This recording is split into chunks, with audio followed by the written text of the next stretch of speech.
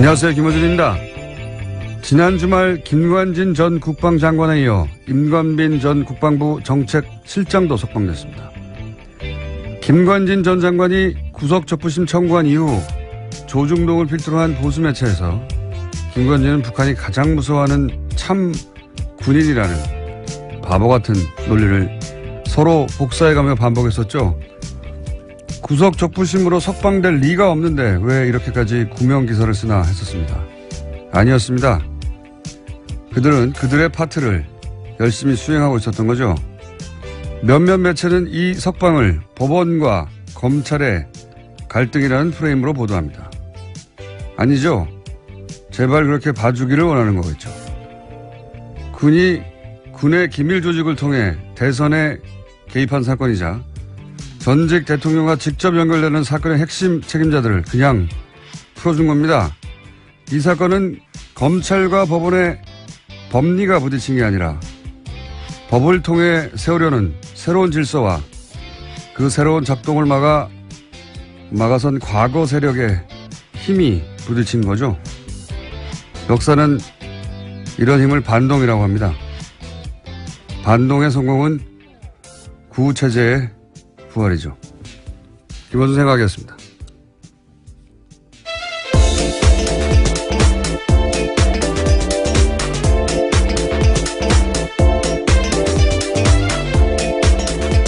시사인의 김은지입니다. 네. 아주 주말 사이에 재밌는 뉴스가 많이 나왔습니다. 네, 뉴스가 정말 많았습니다. 자, 임관빈 정책실장도 풀려났죠? 예, 지난 24일인데요. 김관진 전 장관과 같이 구문 댓글 부대 관련 혐의를 받고 있었습니다. 그런지 구속된 지 13일 만인데 김관진 전 장관이 구속적부심으로 석방되자 임 전 실장도 구속적부심을 청구했고요. 법원이 이를 받아들였습니다. 신광열 수석부장판사는요. 혐의는 다툴 여지가 있고 증거를 없애거나 도망갈 우려가 있다고 보기 어려워서 석방했다라고 밝혔습니다. 이게 말이 안 되는지는 저희가 잠시 후 일부에서 이정열 전 부장판사 오늘은 직접 수준에 나옵니다. 네, 나와서 자세히 다루기로 하고 되돌아보니까 딱딱 맞아 떨어져요. 그러니까 구속적부심 청구부터 이상한 거죠, 이게. 예. 법적으로 변한 게 아무것도 없는데 그럼 청구 자체를 안 하는데 안 되니까 청구를 합니다. 그리고 조선일보를 필두로 북한이 제일 무서워하는 참군인. 예.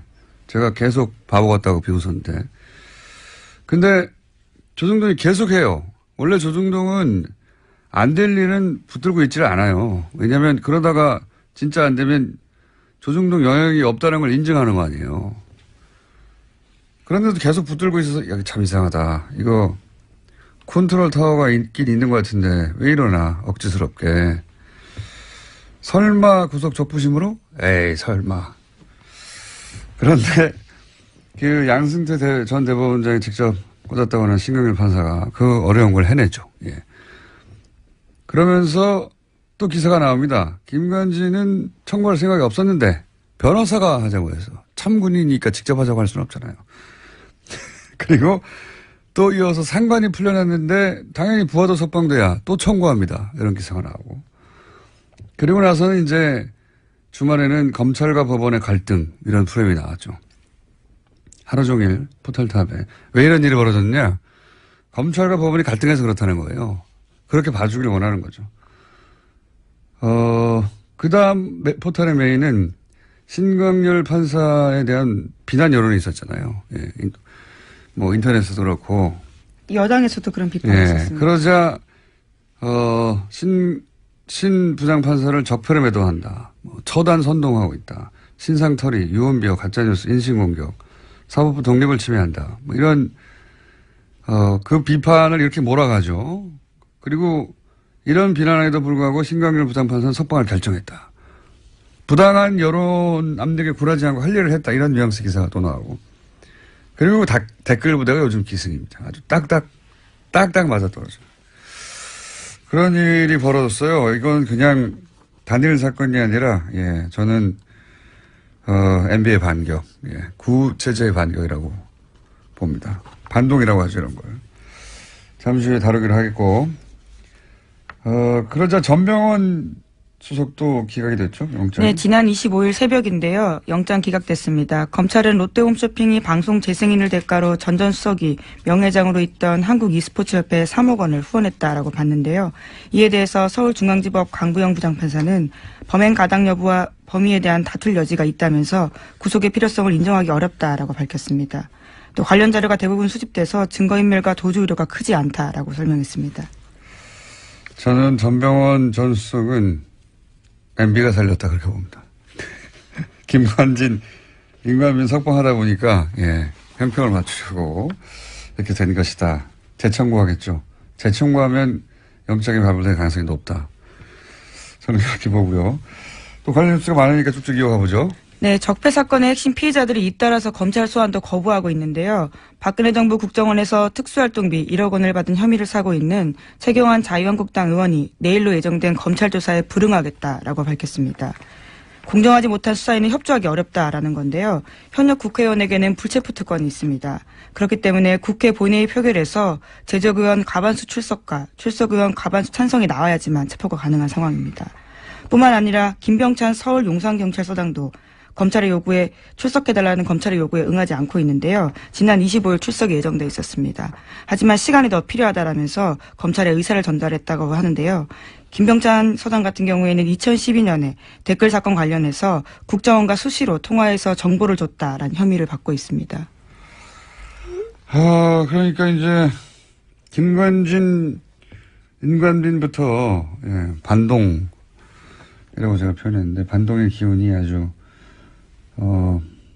과거 인사들 다들 안 나오려고 하는 거죠 지금.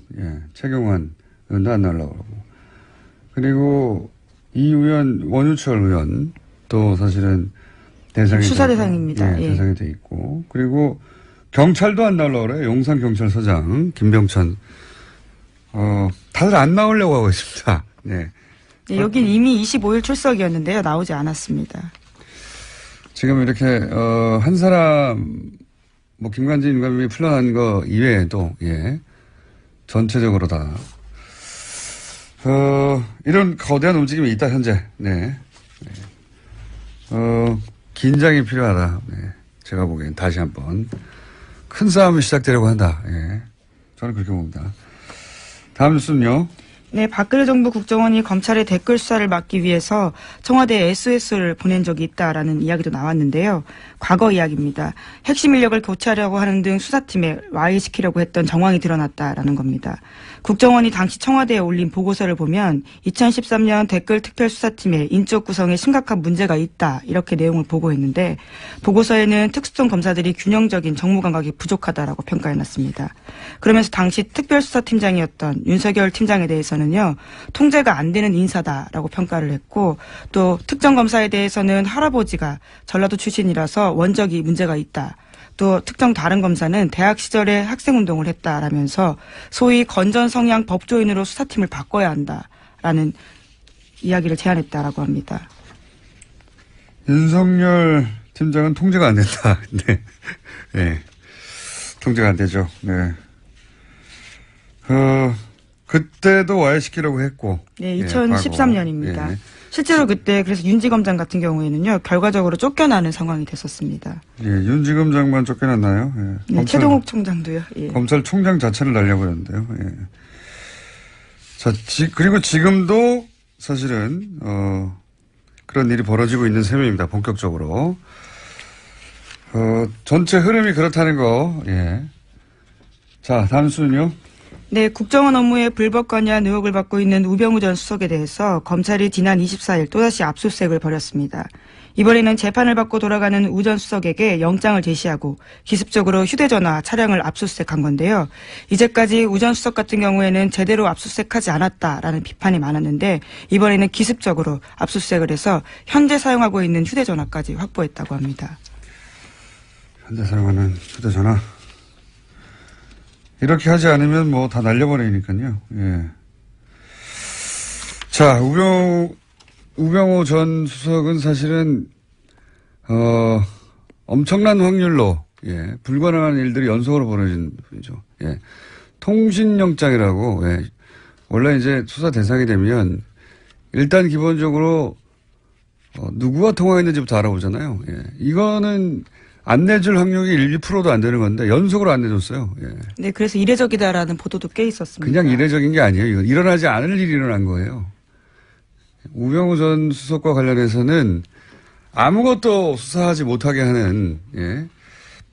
이제 하도 그러다 보니까 갑자기 들이닥쳐가지고 갖고 있는 휴대전화를 차에서 내리는데 뺏은 거죠. 압수수색한 건데 여기서 뭐가 나올지 모르겠습니다. 이제 우병우 전 수석에 대해서는 검찰도 어떻게든 해보려고 하는데 여태까지 실패해왔어요. 자, 그래서 이런 아무도 모르게 이런 영장 발부해서 아무도 모를 수는 없겠죠. 여하간 갑자기 기습적으로 닥쳤다라는 건데요. 이런 경우는 잘 없는데. 네. 이와 관련해서는 오늘 아침 한겨레 신문 보도가 있는데 이 과정에서 현직 검찰 간부가 우병우 전 수석과 추명호 전 국정원 국장의 연결고리 노릇을 했다라는 보도도 있습니다. 그러니까 내부에 일종의 프락치라고 표현하나요? 뭐 이런 사람들이 있다 보니까 검찰이 굉장히 기습적으로 압수수색했다라고 보는 건데요. 대검찰청에서는 해당 간부에 대한 감찰을 착수했습니다. 알겠습니다. 다음 뉴스는요. 뉴스가 많아요. 네, 국가정보원 댓글 수사를 방해한 의혹 등으로 참고인 검찰 수사를 받다가 숨진 변호사가 있습니다. 국정원 직원이었는데요. 정치호 변호사입니다. 이 변호사의 유족이 사망 경위에 대해서 진상규명을 요구하고 있습니다. 유족과 변호인단이 지난 24일에 기자회견을 열었는데요. 사망 경위에 관한 의혹을 제기하고 철저한 수사를 촉구했습니다. 저희도 한번 다룰 생각인데 처음에 자살 기도했다고 하는 그 장소부터가 알고 보니 자살을 할 수 없는 장소였다. 그러니까 물도 얕고 그리고 워낙 차량 이동이 많고 뛰어내리면 누구나 볼 수 있고 누구나 볼 수 있다는 건 금방 구출된다는 얘기죠. 근데 수심도 얕아서 1.5m밖에 안 되고 그러니까 자살을 정말로 하려고 했던 게 아니라 본인이 어떤 상황에 처해 있는지 알리려고 했던 거죠. 예. 그런 상황이었고 특히 제가 의심되는 대목은 휴대전화 평소 3대 사용했는데 2대가 사라졌더라. 사라진 것만 해도 이상한데 유족이 알고 있는 사라진 전화번호 1대 전화했더니 누가 받았다는 거 아닙니까? 네, 처음엔 받았는데 이후에는 전원이 계속 꺼져 있었다라고 합니다. 받고 네. 이거 정 변호사 핸드폰 아니다라고 끊어버렸다는 거 아니에요. 말이 안 되는 거죠. 그러니까 사망한 이후 누군가 가져갔다는 얘기니까 누군가 가져간 사람과 사망과 연관관계 따져봐야 되고 그 외에 몇 가지 더 있습니다. 이 유가족은 이것이 단순 자살이 아니다. 타살 의혹이 있다. 이런 정황 여러 가지를 지금 주장하고 있고요. 네, 유가족들이 굉장히 저도 만나봤는데요. 아주 적극적입니다. 그래서 모든 이 루트를 따라다니면서 증거를 수집하고 있어서요. 만만치 않은 사건입니다. 알겠습니다. 자, 다음 뉴스는요. 네, 더불어민주당 진선미 의원이 지난 24일에 이명박 전 대통령의 비자금 단서를 확인했다면서 검찰의 재수사를 촉구했는데요. 국회 본회의 자유 발언에서 한 이야기입니다. 2012년 내곡동 특감 수사 종료 사흘 앞두고 발견됐던 이명박 전 대통령의 아들 이시영 씨의 명의의 삼성동 힐스테이트 전세 자금에 대해서 이야기를 했습니다. 자, 이 사건도 자세히 따져봐야 되는 사건이죠. 이게 이제 당시에 내곡동 특검할 때 내곡동 땅을 살 때 현금 6억 원을 가져와서 샀다. 근데 이시영 씨는 당시 무직이 이거 재산도 3,600만 밖에 없었는데 이걸 어디서 샀냐. 아버지가 준 거 아니냐. 그럼 아버지 통장에도 변동이 없으니까 이게 비자금이다. 이런 얘기고. 그리고 그때 그뿐만 아니라 삼성동에 거주하고 있던 힐스테이트 전세자금도 6억 4천 원이었는데 이것도 역시 본인이 낸 게 아니다. 근데 이 돈은 청와대에서 준 거다 하는 정황이 나왔죠. 청와대의 총무기획관, 거기가 이제 김백준 씨, 소위 이제 평생 이명박 전 대통령의 집사 역할을 했던 여기서 나온 건데 여기서 이제 국권이 나오죠. 네. 2006년 이후 발행이 중지되어 있다라고 하는데요. 국권. 그러니까 아주 오랫동안 묵힌 돈이다라는 거죠. 오랫동안 있던 비자금이 나왔다. 네. 요 사안도 이미 특검이 조사해서 자료가 있으니 빨리 수사해라. 예, 그 비자금 어디서 났냐. 이런 이야기고요. 자, 또 하나가 이제 정유라 씨. 그 소위 이제 제가 이게 새로운 뭔가 기운이 있다 이거.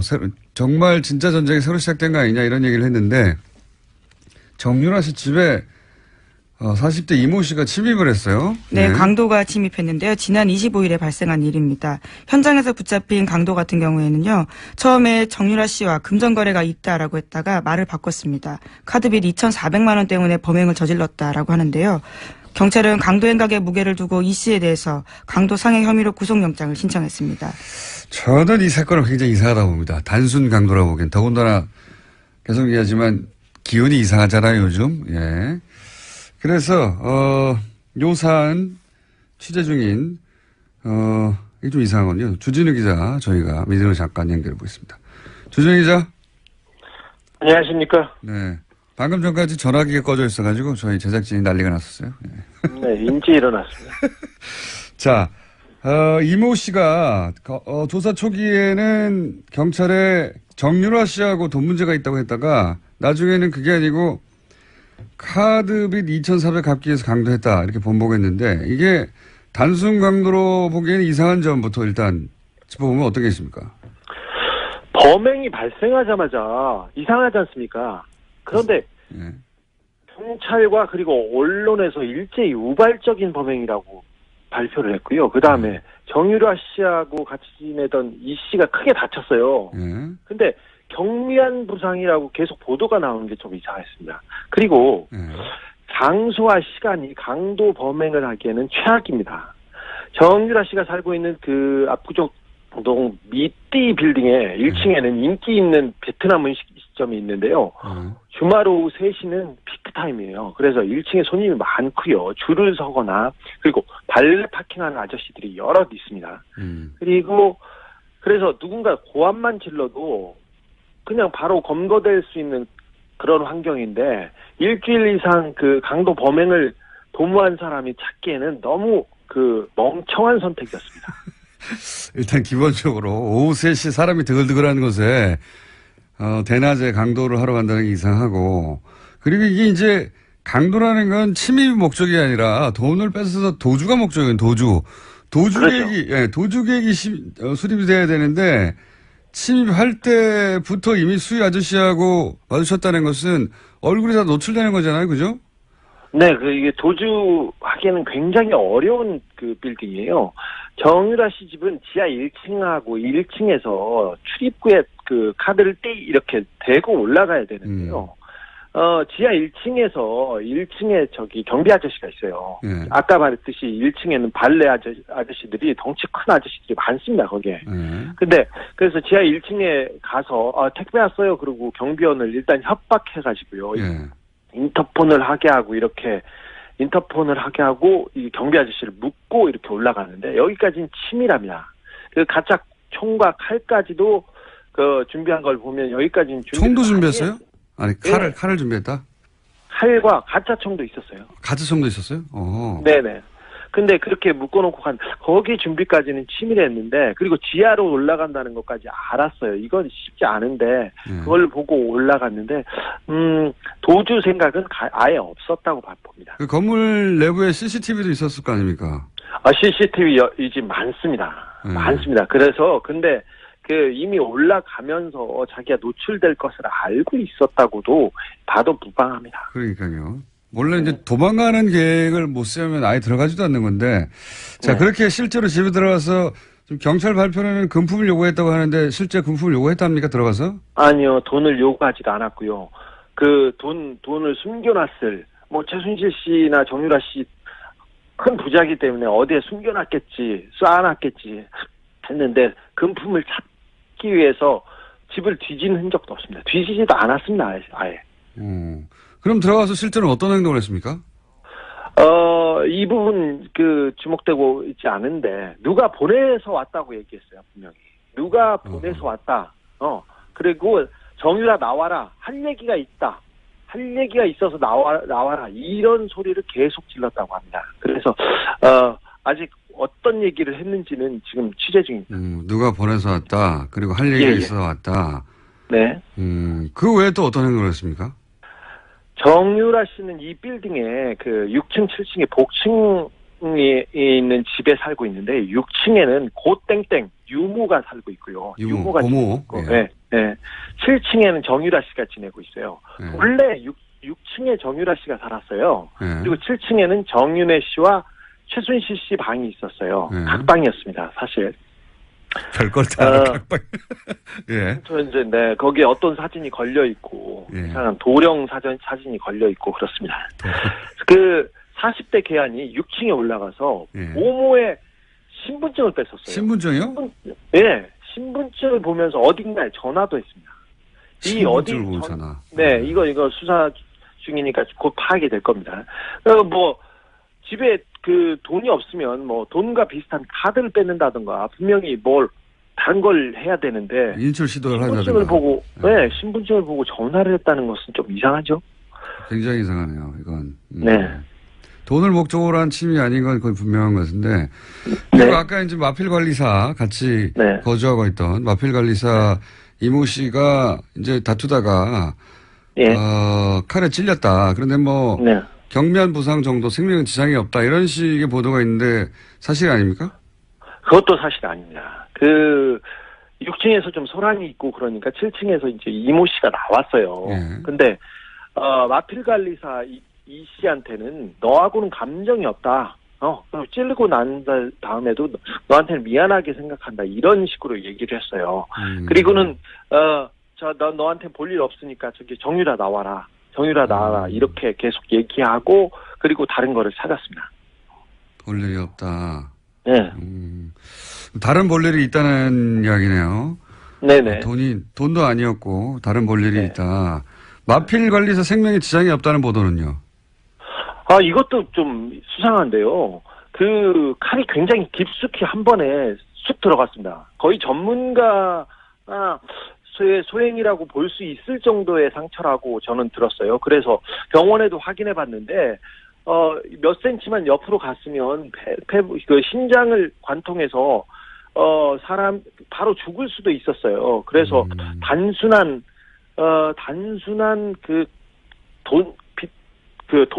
빚 때문에 벌인 범행이 분명히 아니라는 것은 분명합니다. 피가 너무 많이 나서요. 네. 그 생명에 지장을 줄 뻔했습니다. 범인이 전과가 없는 초범이었는데요. 칼을 매우 잘 쓴다는 특징이 있습니다. 그렇군요. 그럼 신고는 네, 누가 한 겁니까? 신고한 사람도 안 나왔는데. 예. 네, 사실 초범이 이렇게 칼 쓰다가 이거 쉽지 않거든요. 손 다치고 힘든데 이거 깔끔하겠습니다. 신고는요. 괴한이 소란을 피우고 이 씨하고 격투가 벌어졌지 않습니까? 그래서 정유라 씨가 아이하고 이렇게 방의 문을 잠그고 방 문을 붙들어 잡고 있으면서 전화를 했습니다. 정유라 씨가 누가 신고하는지 보도가 안 돼가지고. 그러면 정유라 씨 정도면 굉장히 중요한 직인데 경찰이 건물을 감시하고 신변보호하고 있지 않았나요?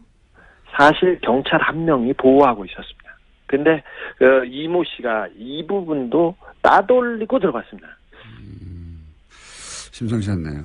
그러면 마지막 질문인데 이게 돈도 목적이 아니고 무슨 할 말이 있어 왔다. 신분증을 뺏어서 어디론가 전화했다. 종합적으로 볼 때 따로 볼 일이 있었다고 했던 그 볼 일은 뭐라고 지금 아직 취재 중이긴 하겠지만. 네, 이거 봅니까, 파악 중인데 사실 박근혜 최순실 씨 주변에서는 이런 일이 많이 있습니다. 누가 죽거나 다치거나 그리고 뭐 정유라 씨, 장시호 씨가 뭐 누구 사람을 만난다던가 남자를 만나면 조폭을 보내는 경우도 특별한 일은 아니니까요. 근데 이 사건에서는 의심해볼 정황이 너무 많습니다. 특별히 정유라는 박근혜, 최순실, 이재용에게 가장 중요한 증인입니다. 특별히 박근혜와 이재용 씨의 뇌물 사건이에요. 뇌물의 실질적인 증거 있지 않습니까, 이분이. 그래서 지난 재판에서 이들에게 불리한 증인을 해가지고 이재용 부회장한테 유죄를 받는 결정적인 증거가 되기도 했으니까요. 사실 정유라 씨가 겁을 먹거나 아니면 다른 증인이 그 겁을 먹고 입을 다물라고 메시지를 보내기에는 이보다 더 좋은 상황이 없습니다. 특별히 적폐 수사 자체를 흔들어볼 목적으로 지금 뭐 세력이 규합되고 이상한 징후들이 많이 보이는데 이걸 목적으로 누구를 그 사람을 보냈을 가능성을 열어놓고 이 범행의 동기와 배후를 파헤쳐야 된다고 봅니다. 분명히 우발적인 범행은 아니었습니다. 알겠습니다. 오늘 여기까지 하겠습니다. 감사합니다. 네. 네, 시사인 주진우 기자였습니다. 저는 특히 이 집 보모 신분증을 뺏었다는 게 이게, 이상하네요. 왜냐면은, 신분증 봐서 뭐예요? 아무 상관이 없잖아요. 근데 그걸 강도라고 생각하면 이상한데, 그게 아니라, 거기 있는 모든 사람의 심리적 압박, 거기 같이 있던 마필 관리사, 유일한 남자였거든요. 그 사람은 칼로 찌르고, 그리고 보모는 신분증을 누구한테 신분을 불러준다고, 주민등록번호 불러준다고 생각해봐요. 보모 입장에서 굉장히 심리적 압박이거든요. 누군가 내가 여기 근무하는 걸 알고 있다. 그런 목적이 아니었을까. 그렇지 않고서는 대낮에 들어가서 신분증을 뺏어가지고 전화하고 내가 누가 보냈다 할 얘기가 있다. 이럴 리가 없죠. 그 도주의 계획이 없잖아요. 이건 기본적으로 침해 계획만 있어요. 굉장히 이상한 사건이다. 네, 저는 그렇게 봅니다. 자, 오늘 여기까지 할까요? 네, 인사드리겠습니다. 여기까지 할 거면 그냥 중간에 보낼 걸 그랬어요. 네. 지금까지 네, 시사인 김은지였습니다.